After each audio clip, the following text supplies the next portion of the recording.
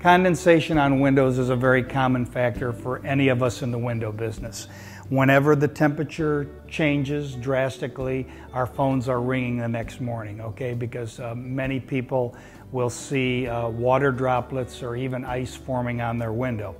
The major thing that we have to understand is that windows don't cause condensation. Therefore, they can't cure condensation. Simple example here, okay? This is a glass of water, and I use this when I go into people's homes. Okay, it's a glass of water, okay? When you put the water and the ice in the glass, what happens to the exterior of the glass? I don't know if you can see it, but there's water dripping on the exterior. That water dripping is the warm, moist air that's in here condensating on a cold surface.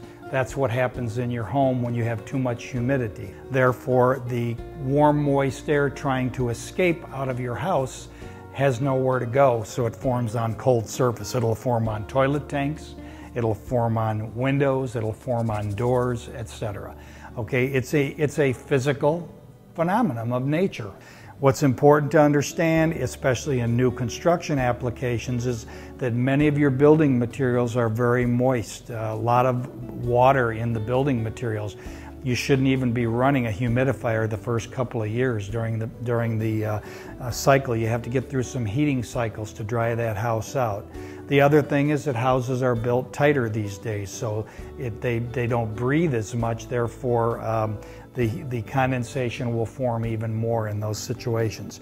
The important thing is control the level of your humidity in your house when it gets cold out.